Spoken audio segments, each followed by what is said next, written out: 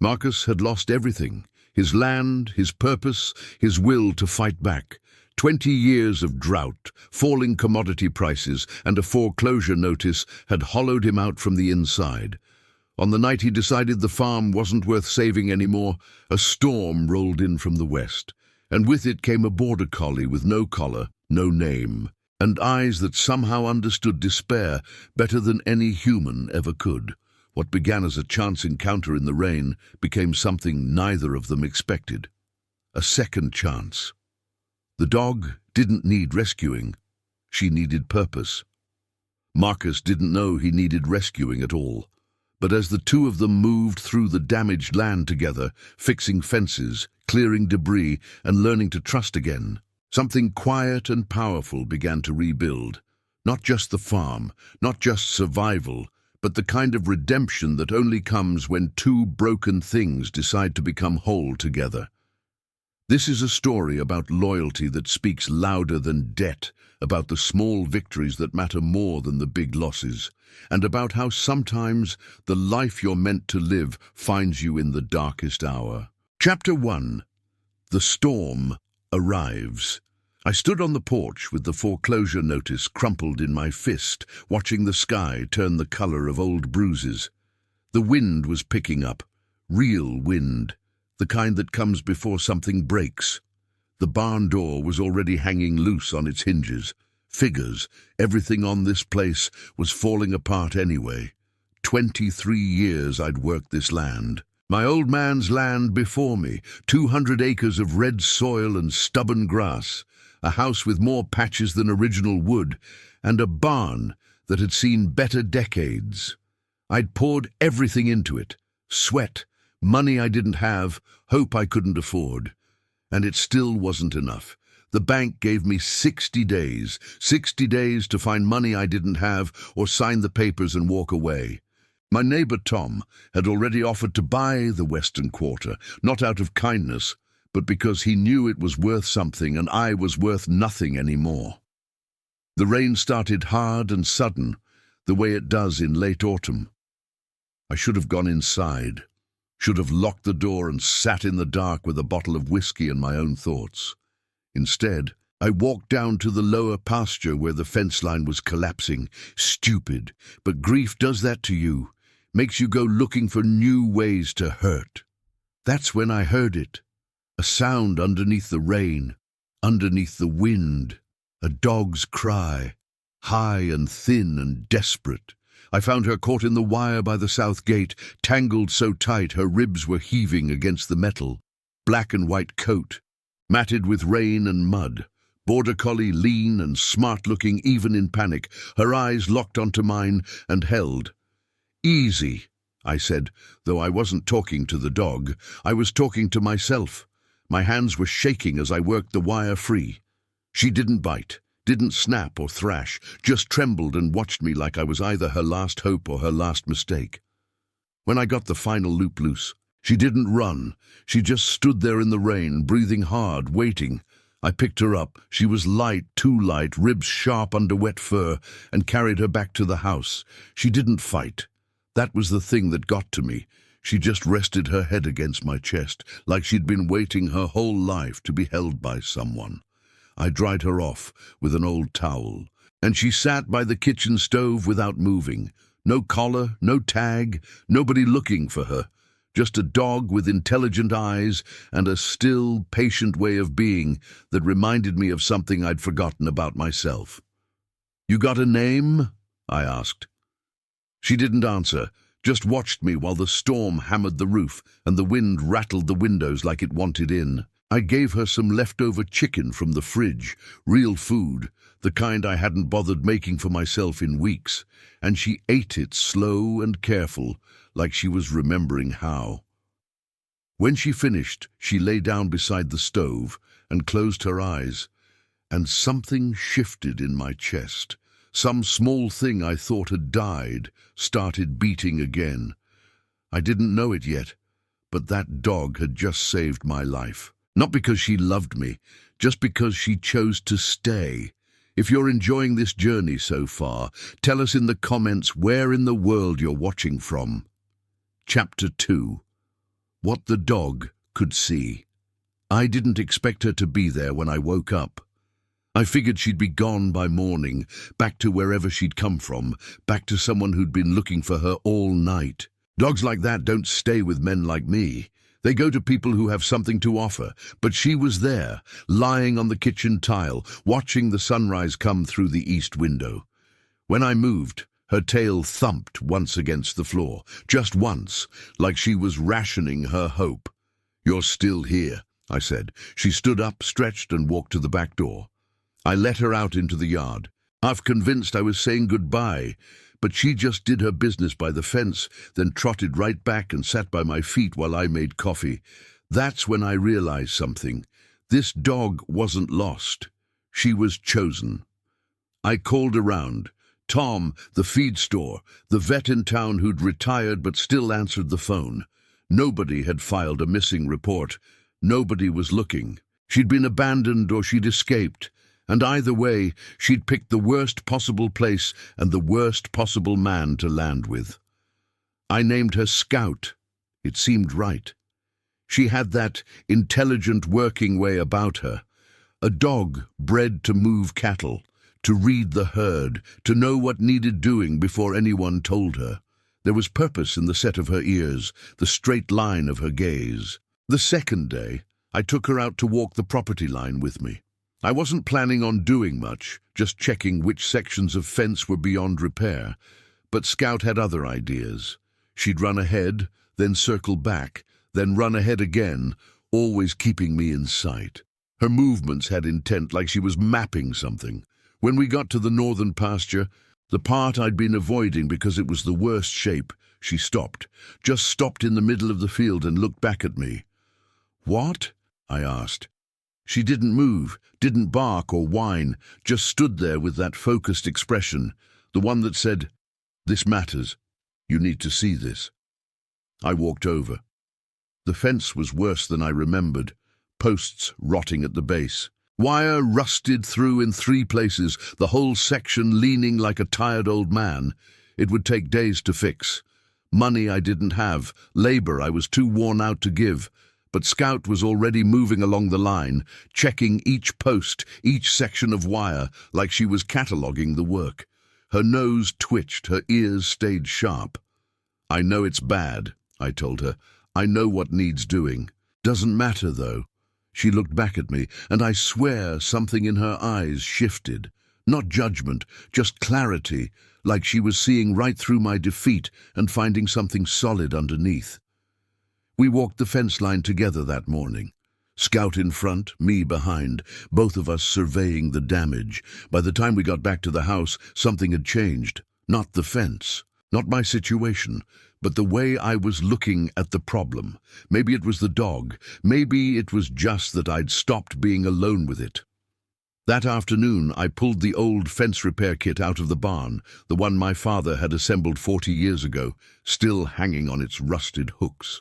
The posts, the wire stretcher, the staple gun, everything, covered in dust and spider webs. But everything was there. I looked at Scout. She was sitting in the barn doorway, watching. "One section," I said. "We'll start with one section. See what happens." She tilted her head. That was all. But it was enough. Chapter 3. The First Victory. It took me 3 days to fix that section of fence. 3 days of my hands bleeding through work gloves, my back screaming in protest, my knees threatening to give up. But Scout was there every morning before sunrise, ready to work. She'd run the perimeter of the section I was fixing, checking the progress like a foreman. When I'd stop to rest, she'd lie down nearby but never fully relax. Always alert, always present. Sometimes I'd catch her watching me with an expression I couldn't quite name. Not pity, not sympathy, just witnessing, holding space for the work. By the 3rd day, that northern section was tight again, posts set deep, wire strung proper and stapled true. It wouldn't last forever, but it would hold. It was honest work, and honest work is something you can build on. I stood back and looked at it, really looked. The fence line held. The posts were straight. The wire gleamed where I'd wiped the rust off. In the afternoon light, it didn't look like much, one section of repaired fence on a 200-acre disaster, but it was something. Scout walked the line one more time, then came and sat beside me. I put my hand on her head. "We did that," I said. She leaned into my hand. That evening I sat on the porch with a cup of coffee that was actually hot, actually made with intention, and I looked at the western pasture, the section Tom wanted to buy, the section that would pay off the note for another 6 months if I let it go. But now, with Scout beside me, the idea of selling felt like giving up all over again. Instead, I pulled out a notepad and started making a list. Fences that needed mending, posts that needed replacing, the barn roof that was going to leak come winter, the water system that needed cleaning, the gate that had been hanging wrong for 2 years. It was a long list, impossible list, unless you had help. Scout rested her chin on my knee while I wrote. The wind was cooler now, carrying the smell of coming winter. The sky was clearing after the storm, stars coming out early. The house creaked around us, that familiar settling sound that used to fill me with dread. Now it sounded like home. The next morning, I took Scout into town.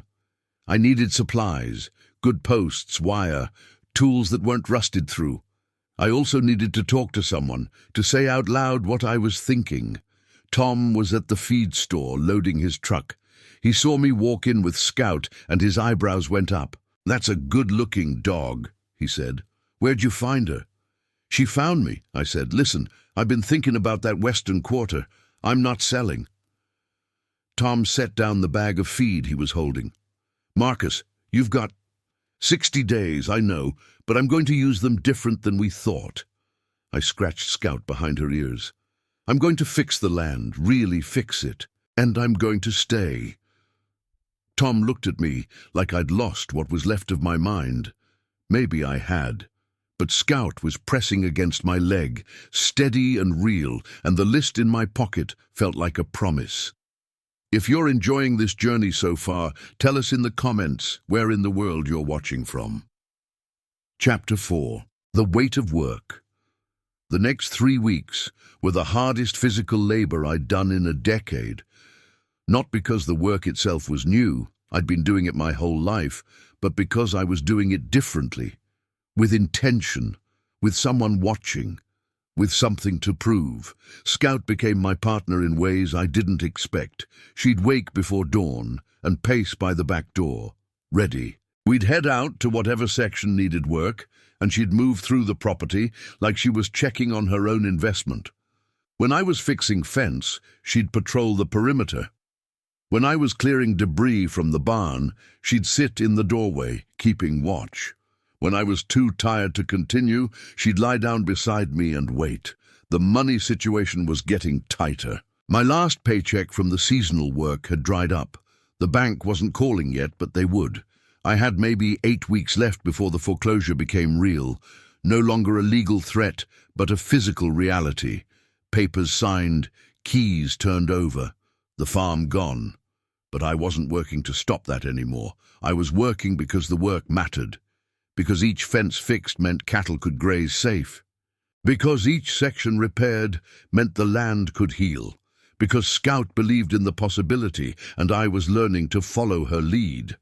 One afternoon, while I was mending the eastern fence line, Scout suddenly stiffened. Her ears went up. She made a sound, not a bark, just a low, focused sound, and took off toward the tree line. I followed her, hammer still in my hand, not sure what I was running toward. She led me to a section of woods I hadn't been to in months. The leaves were thick on the ground, turning to mulch. The air smelled like earth and decay and renewal all at once. Scout was digging at something beneath an old oak, her front paws working hard. I told her to stop, worried she'd hit something that would hurt her. But she kept going, determined, until I could see what she'd found. A metal box, small, rusted, half-buried. My father's box. My hands were shaking as I picked it up.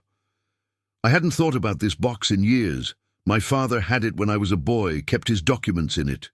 A will, deeds, letters, things that mattered. He'd had it with him the day he died, and I'd never found it. It had been lost somewhere in this land for 15 years. Scout sat down and watched while I opened it there by the tree, my knees in the fallen leaves. The contents were waterlogged but legible, and there, at the bottom, was a letter in my father's hand. "Marcus, if you're reading this, I'm gone, but the land remains. It's yours now, truly yours. Not borrowed, not with conditions. It's in the blood.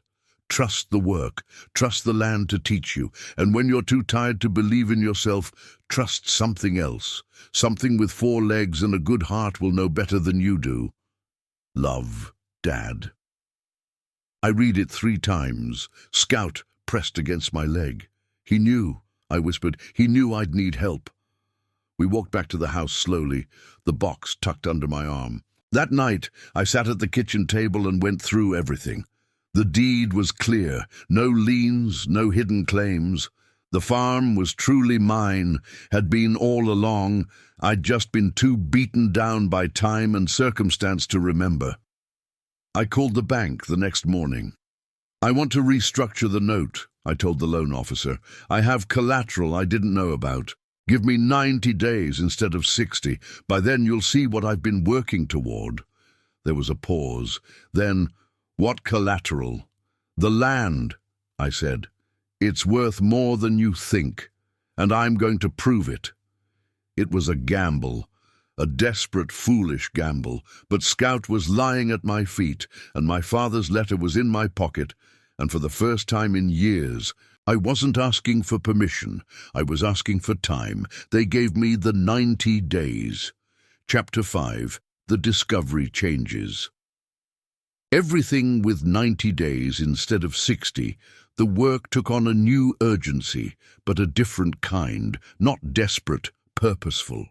I was racing against time, but I was racing toward something, not away from it. Scout and I developed a rhythm. Mornings were for fence work and equipment repair. Afternoons were for the barn, clearing out junk, fixing roof leaks, replacing rotted boards.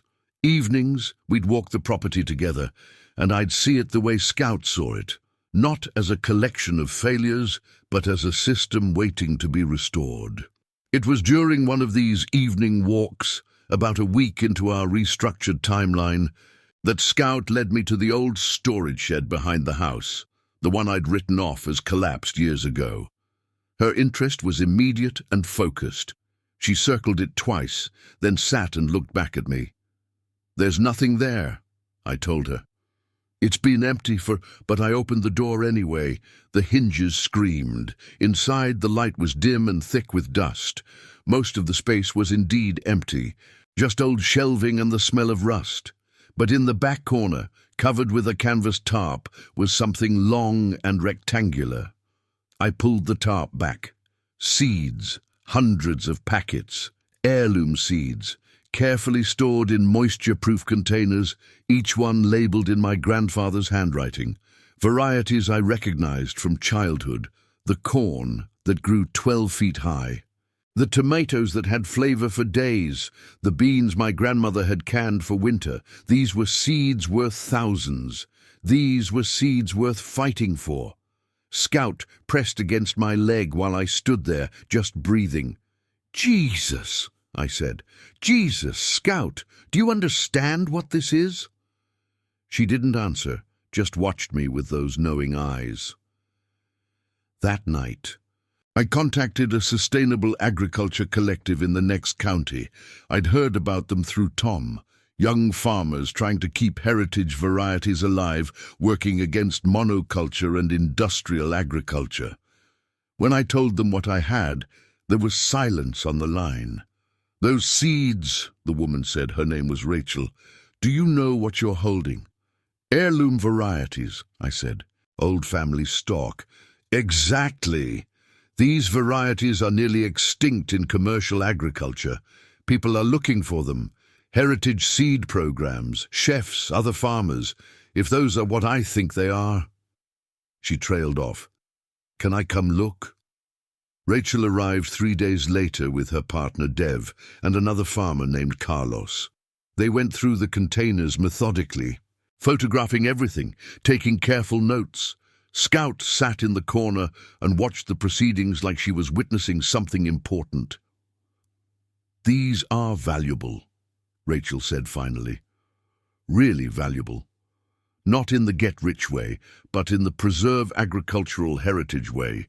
We can help you cultivate these, sell seedlings, connect you with buyers who specifically want this genetic stock. But Marcus," she looked at me seriously, "you'd have to commit. This isn't a quick fix. This is a new kind of farming." I looked at Scout. She was calm, waiting, like she already knew my answer. "Tell me what it takes," I said. They left with samples and a plan. By the end of the week we had a contract. Spring planting for seedlings, summer cultivation, fall harvest and sale. It wouldn't pay off the entire note, but it would bridge the gap. More than that, it would transform the farm from a struggling operation into something with a future. The letter from my father, the seeds from my grandfather, and Scout's instinct had conspired to show me something I couldn't see alone. The land wasn't just worth saving, it was worth fighting for. Chapter 6. Rebuild and Reckoning. The work through November and December was relentless, but it had changed its character. I wasn't working against failure anymore. I was working toward possibility. Rachel and Dev helped me set up a small greenhouse, really just a reinforced section of the old storage shed with plastic sheeting and careful temperature control. We started the seeds indoors, monitoring them daily. Scout established herself as the greenhouse guardian, lying by the door most days, alert to changes in light, in temperature, in the subtle shifts that meant something was growing. I fixed more fence. I repaired the barn roof before winter hit hard. I cleaned out the irrigation system, which hadn't run properly in 5 years. Each task fed into the next, each completion making the next thing possible. Then, in mid-December, the test came. A winter storm rolled in from the north, not like the one that had brought Scout, but worse. Real cold, real snow, the kind of storm that kills livestock and collapses buildings. I spent the night moving cattle into the protected pastures, checking fence lines in the dark, making sure water systems wouldn't freeze solid. Scout was with me the entire time, moving between the barn and the pastures, herding stragglers, her border collie instinct fully awake and sharp. Somewhere around 2 a.m., with the wind screaming and the temperature dropping, I felt something shift in my chest. I was doing this. I was actually doing this. The farm was running again. But the test wasn't over. Morning came cold and clear, and with it my neighbor Tom walking across the field on a tractor. When he pulled up to the barn, he wasn't smiling. "Bank called me," he said, "asking about properties in the area, whether I'd recommend any parcels. You know what they're doing, right? They're pricing your land, trying to figure out what they'll get at auction if you can't meet the restructured note." My stomach dropped. "How long?" I asked. "You've got maybe 6 weeks left on the timeline," Tom said. "They'll want proof of viability by then. Something concrete to suggest this operation is worth keeping intact rather than liquidating." He meant well, Tom. He was trying to help. But he just confirmed my worst fear. Even with the work, even with the seeds and the plan, I wasn't going to make it in time. Scout sat between us, watching Tom with those intelligent eyes. Then she stood, walked to the barn door, and looked back at me. "We'll be ready," I said, though I didn't know if it was true. Tom left, and I stood in the cold with Scout, feeling the weight of it all again. But this time, Scout didn't just lie down and wait. She started moving, pacing the fence line, checking the pastures, making sure everything was secure. It was like she was saying, "The work isn't done. Keep going." If this rural redemption story has you hooked, hit like. It helps us keep these true-to-life tales alive. Chapter 7. The Second Discovery. With 6 weeks until the bank's deadline, I stopped sleeping much. I'd work until my hands couldn't grip a tool anymore, then lay awake planning the next day's work. Scout stayed with me through all of it, never demanding anything, just present, steady, a weight against my leg or a shadow at my elbow. The seedlings in the greenhouse were thriving. We had over 300 healthy plants, ready for sale or transplant. Rachel and Dev were already fielding orders from heritage seed networks. But money-wise, we were still short. Still not enough to show the bank that the operation was viable enough to be worth keeping. I was angry about it, furious. I'd done everything right. I'd found a path forward. But the timeline didn't care about my effort. Banks don't measure worth in redemption or hard work. They measure it in cash.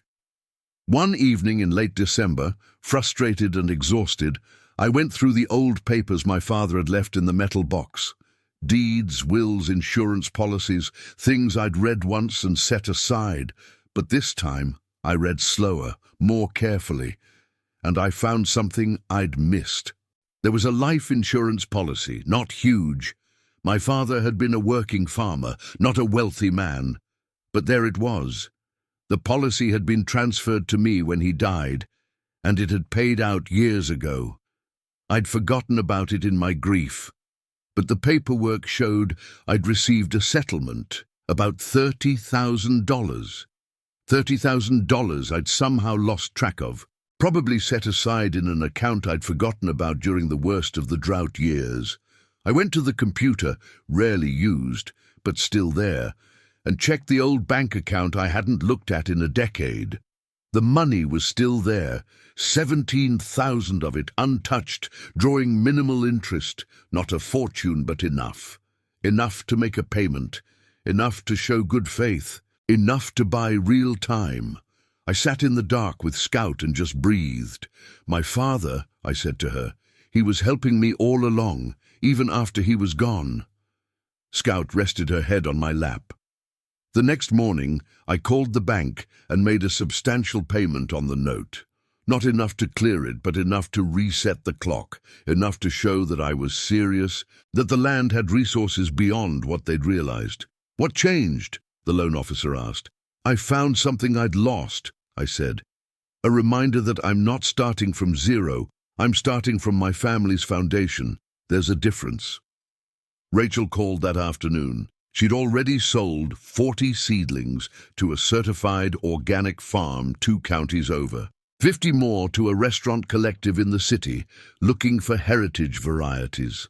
By spring, with the full planting cycle complete, she estimated I could move another 200 units at premium prices. You're going to be okay, she said. The farm's going to be okay. I told her about the payment I'd made, about my father's forgotten money. No, she said gently, that wasn't forgotten. That was waiting for you to be ready to use it. Scout heard something in my voice shift after that call. She came and sat beside me, and I put my arm around her, and we watched the sunset together like we were both finally allowed to rest.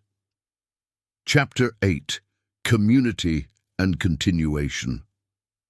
The last 2 weeks before the bank's final deadline was strange and quiet. The work continued. There was always work, but it felt different now. Not frantic, not desperate, just necessary. Tom came by to check on things. When he saw the greenhouse, the seedlings, the repaired fences, the functioning irrigation system, he just whistled low.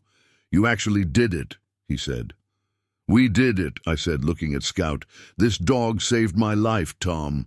Tom looked at Scout like he was seeing her for the first time. She's a good dog, he said, but you did the work. That was all you. The night before the bank's final review, I couldn't sleep. Scout and I sat on the porch and watched the stars. The land around us was quiet. Cattle settled in the pastures, fence lines tight and secure, barn roofs solid against the coming winter. It was a working farm again, not perfect, not rich, but real and functional. Scout put her head on my knee.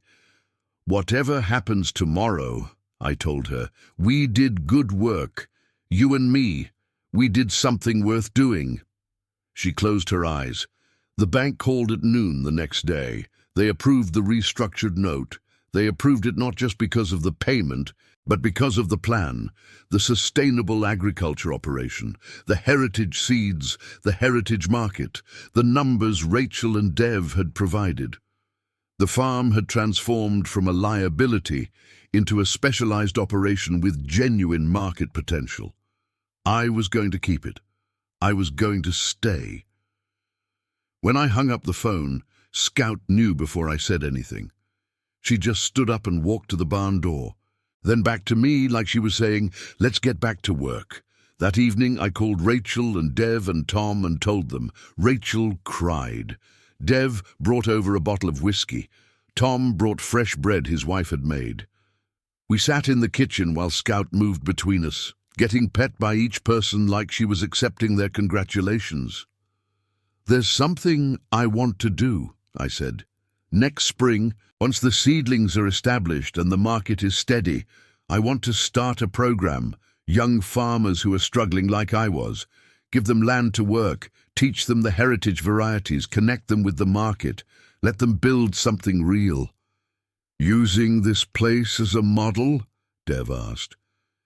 "Using this place as proof," I said, "that it's possible. That the land can sustain you if you do the work right, if you have help."